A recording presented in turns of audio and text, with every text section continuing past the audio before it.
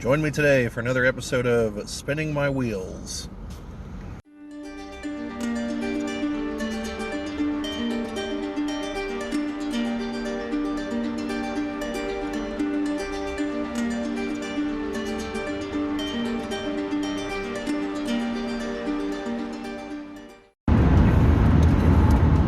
Welcome back to those of you who've been here before, and welcome to those of you who are newcomers.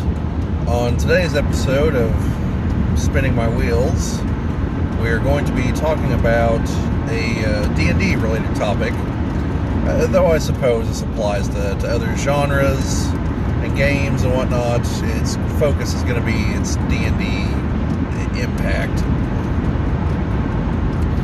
And the topic today will be talking about different kinds of villains for you to throw at your players.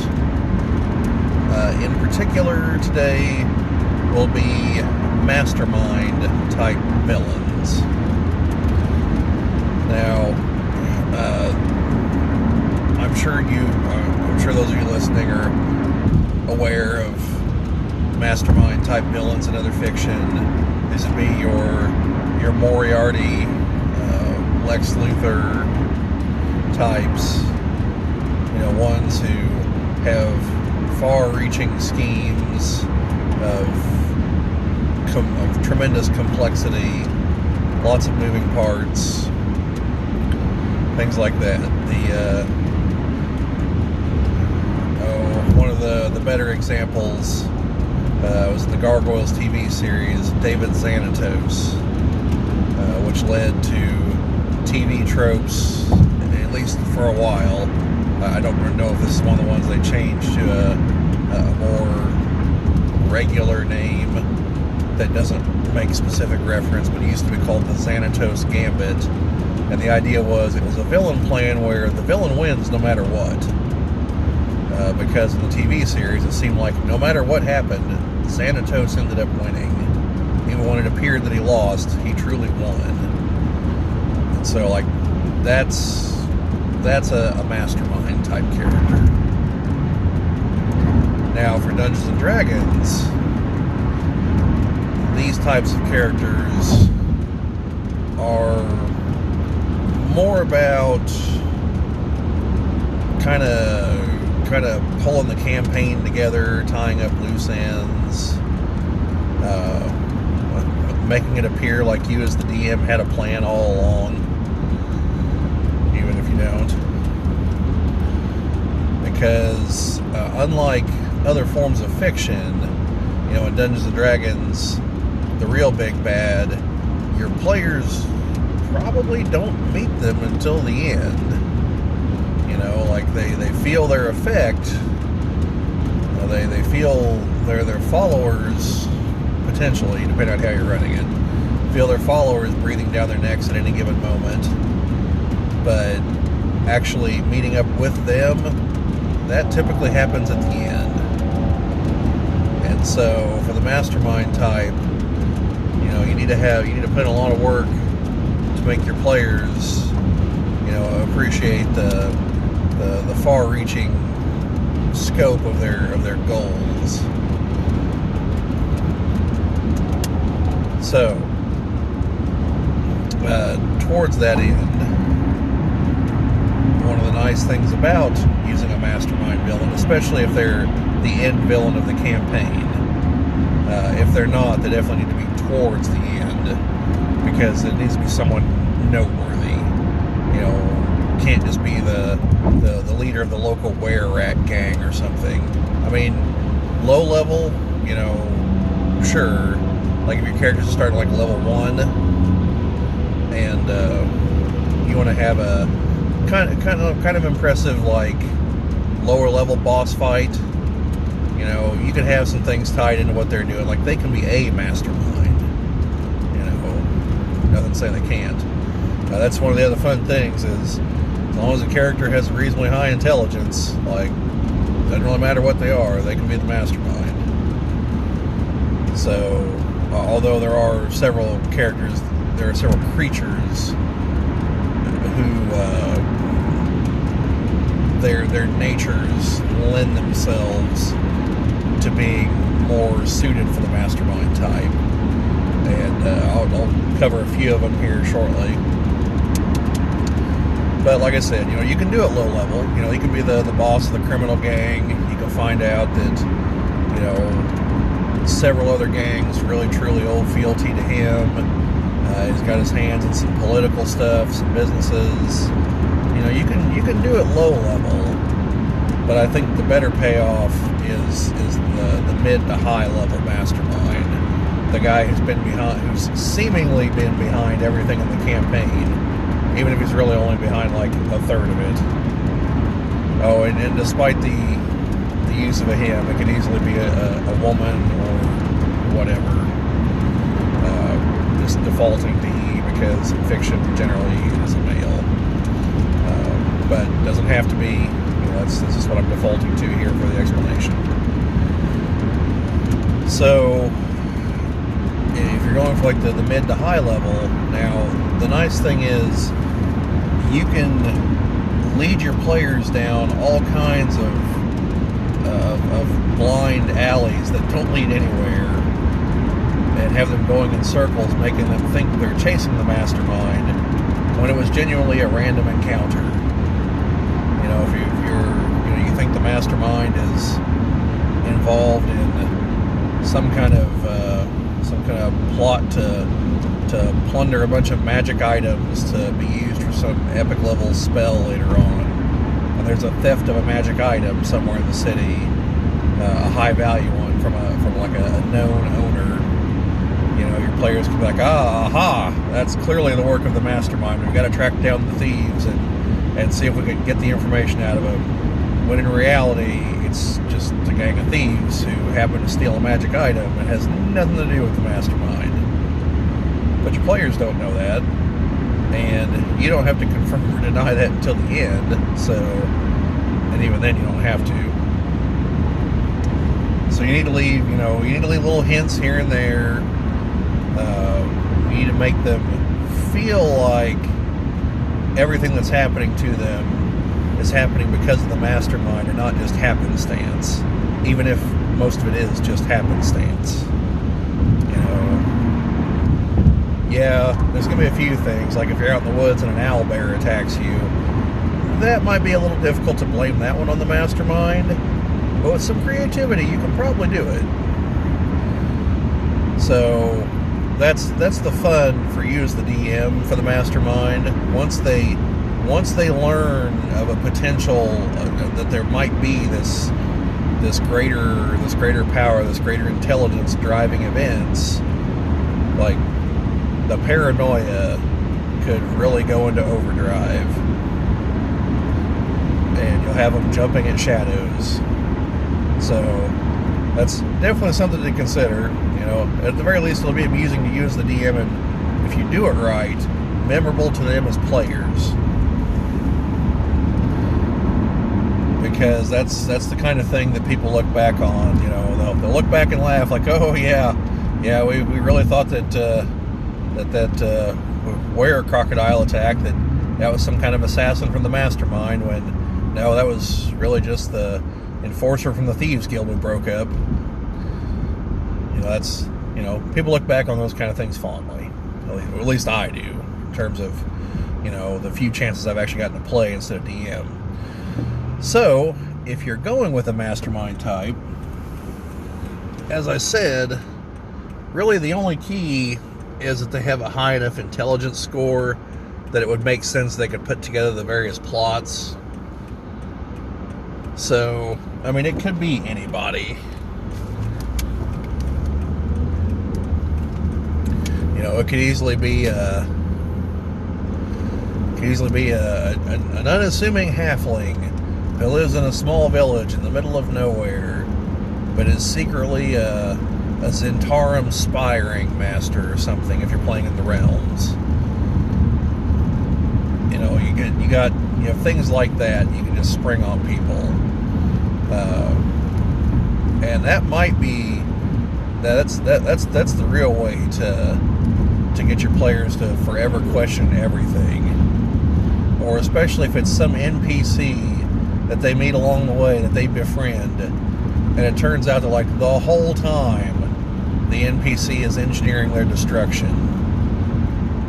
And then you get to the final confrontation, your moment of gloating, your ha ha ha, you fools, kind of moment. If you want to see a good example of that in fiction, and I know I said in our other video we'd do spoiler stuff. This is a movie from the 90s, so I guess this is a minor spoiler. I'm not going to say who or how this directly impacts the movie itself, but watch the movie The Usual Suspects if you want to see a real like master manipulator in action. That movie could definitely give you some pointers.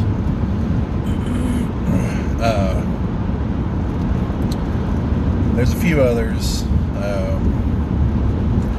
There's one.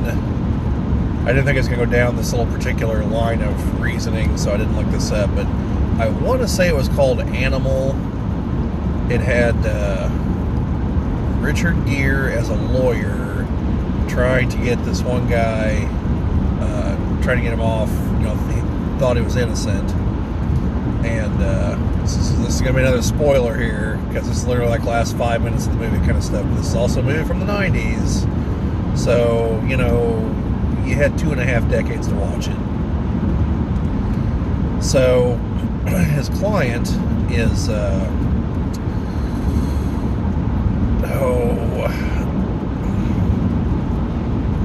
wow, I'm drawing a total blank. Definitely have to edit this out.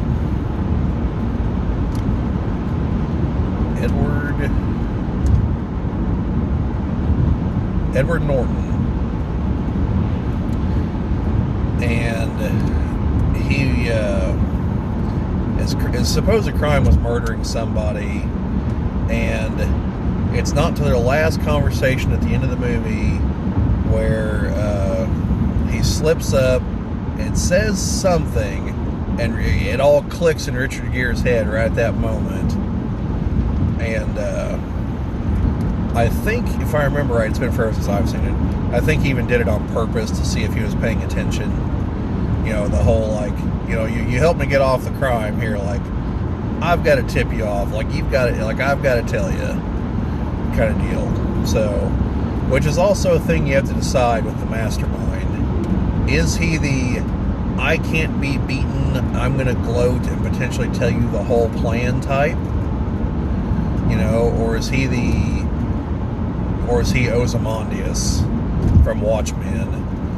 Again, spoiler here, but his whole, like, do you really think I would tell you my entire plan if there was any chance you had to stop it? I did it 35 minutes ago. Yeah, one of the greatest parts of the book, okay part of the movie. I love the movie, not the biggest fan of the actor that plays Ozymandias. I don't think it's the greatest casting ever. Almost everyone else, though, is like spot on.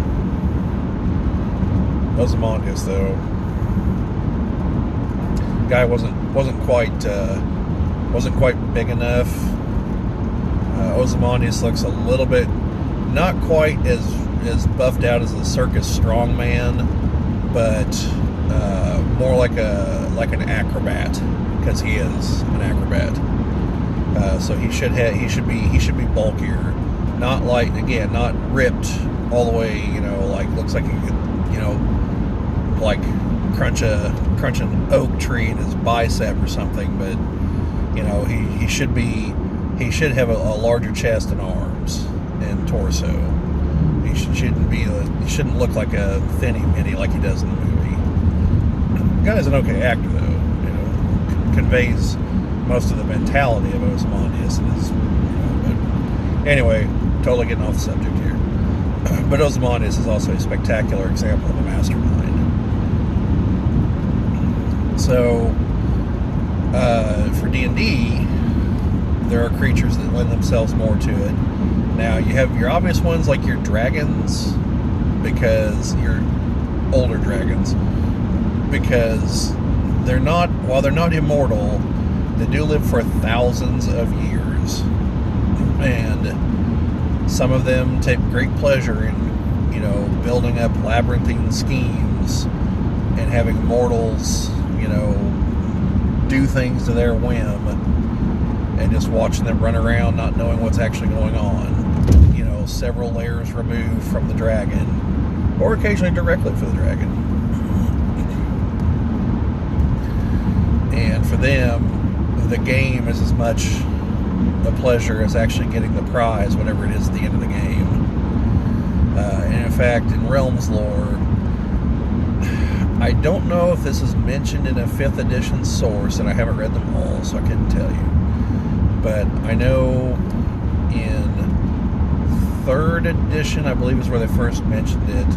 I think it's where I first heard about it. It could be older than 3rd edition. There's a thing called Zorvental, which is the great game that some of the dragons play. And the rules are not 100% clear.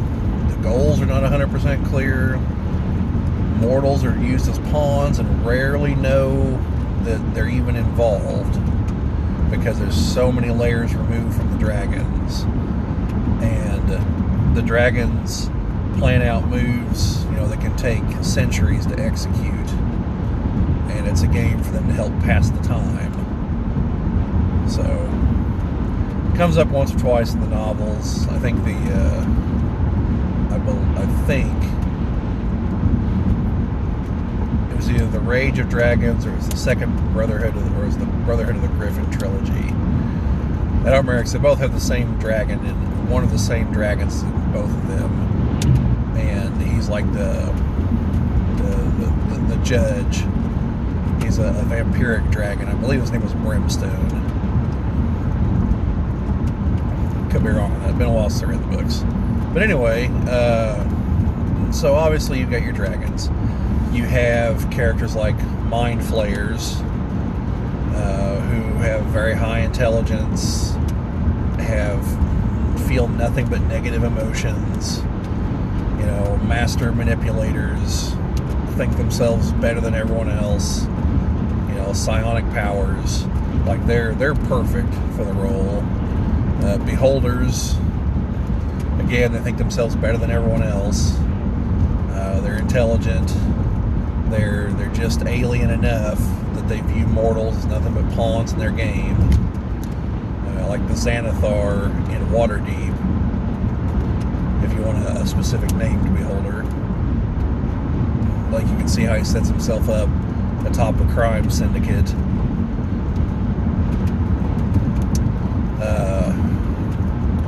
The Efreet could probably make a good mastermind, because they are the fire-based genie types, and live in the element. They tend to reside on the elemental plane of fire in the city of Brass, and they're all about wealth and status, and I know part of that is taking slaves, but also just wealth in general. And so they can definitely be a mastermind type, plotting to steal some powerful artifact or something that will raise their standing among the other Efreeti. I don't know what the plural is. It might be like deer, where it's just deer. I don't know. I don't think it's Efreetis. That doesn't sound right. So they could, their opposite number, the Jinn, could as well, because they're also not assumed to be good.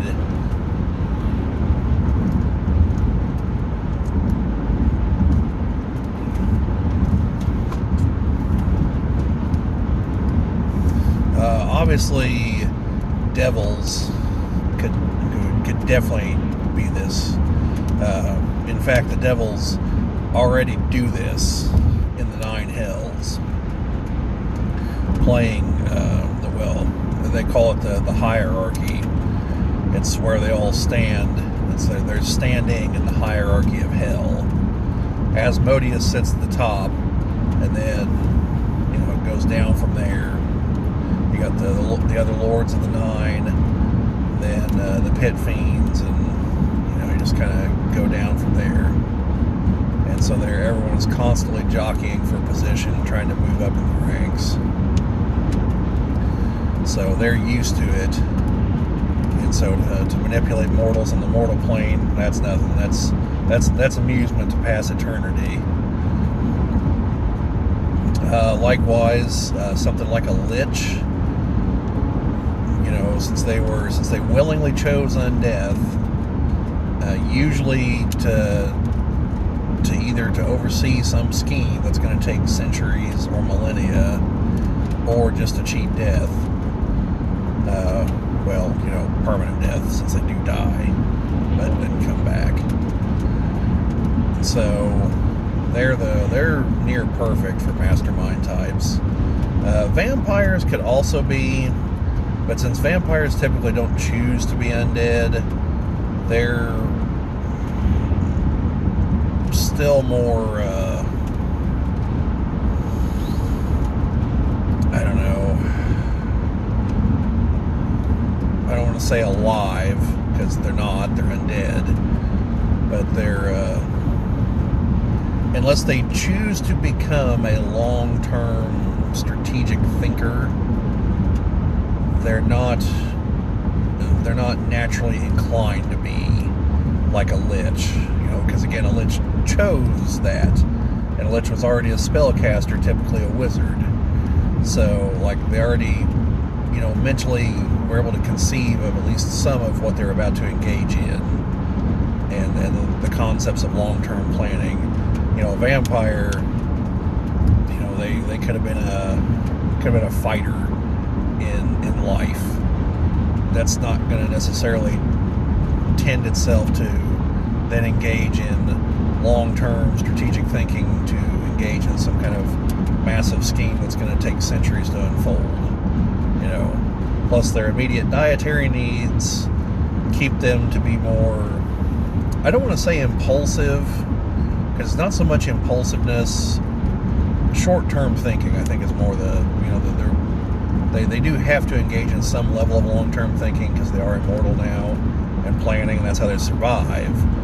But they also have very short-term needs that a lich does not. And so that has to also factor into their thinking and their planning. So, it's kind of a toss-up there. You can, there's nothing saying you can't have the vampire lord be the mastermind, because there are definitely those types. So I just think they'd be less likely to be found among vampires than among liches. But it's your game, you could conceivably make a kobold be the mastermind if they were smart enough. I mean, there's a hook for you. Unassuming kobold, leader of a tribe somewhere, is somehow the mastermind behind your whole campaign. You don't realize it's really like a level 18 wizard or something. So, you can do it that way. Nothing's stopping you from making a goblin or an orc or anything to be your mastermind. I'm just saying some things lend themselves to be more believable in the role. Not that you can't use other things, because you can. It's your game. So, but yeah, so that's that's the kind of creatures I'd look towards. If you want something, so that your player's like, oh yeah, that makes sense. Now, if you don't care for that, or you want to surprise them, then definitely think outside the box. Think of a race and or class that typically doesn't lend itself to long-term planning. Like the way bards, for instance, are typically depicted. They're usually not the brains of any operation. They're usually the big mouth that shoots off and gets everyone in trouble. Like having that guy somehow be the mastermind, especially if he's a bizarre race combination with that, then but you just don't expect to be the outgoing type. You know, like, you really, how many dwarf crime bosses do you come across in your average campaign? Probably not many. You know, so, you know, think outside the box. You know, if you want to surprise them, or if you want to test your talents, so that to see if you can actually weave together the story that's going to make sense. But also remember, and again, back to the fun for you as the DM, the encounters only have to maybe kind of seem like they might be the work of the mastermind. They can in fact all still be random, and afterwards the mastermind can claim credit even if he had nothing to do with it, you know, initially. And so then it'll look like, in hindsight, it'll look like, oh man, the DM had this all planned out down to this little scale. No. No, you don't. It's a bunch of random encounters. You just go back through your notes and pick a few and say, yeah, that was probably him, that was probably him, that was probably him. And then just kind of finagle your story to make it seem like it. So, yeah. That's, if you want to pull one over on your players, like,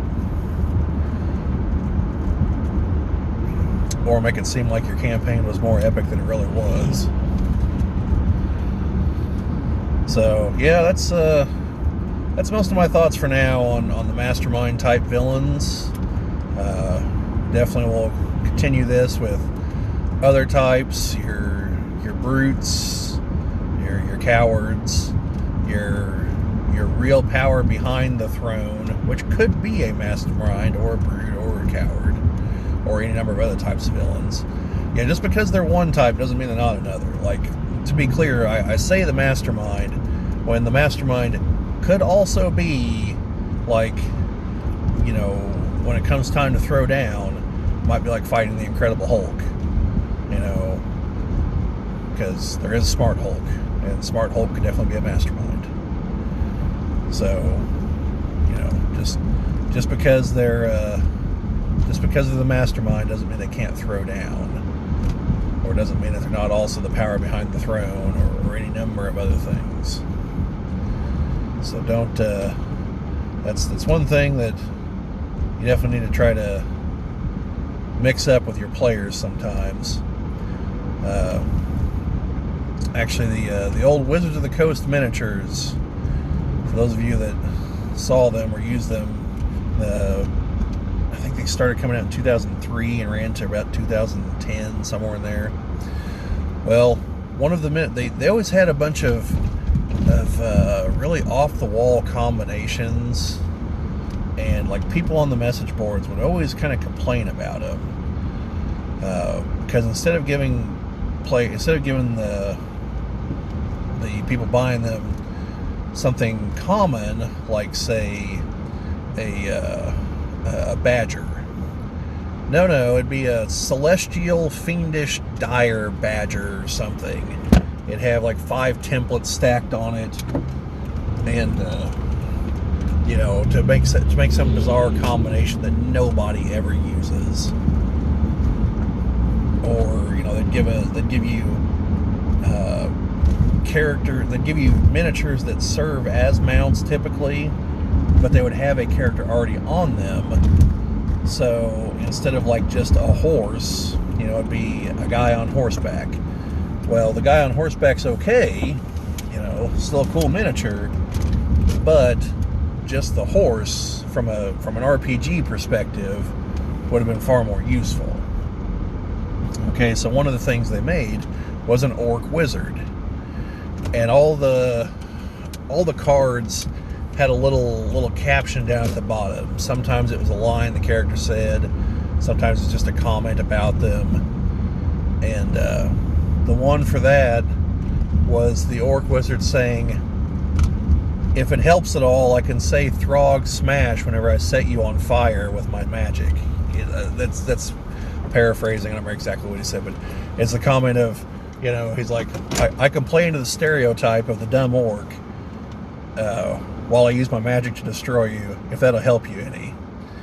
So, you know, that's kind of what I'm getting at here, you know. Defy the expectations. You know, make the orc mastermind.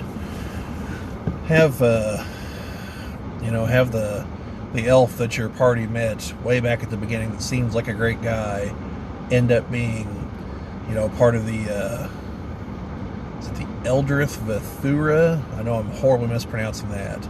They're elven supremacists. They hate humans and other races in the realms. Have him secretly be a member of that, and in the end, when he surprises you, he's like, "Yeah, I've hated you guys this whole time." Things like that. Your players won't be expecting it.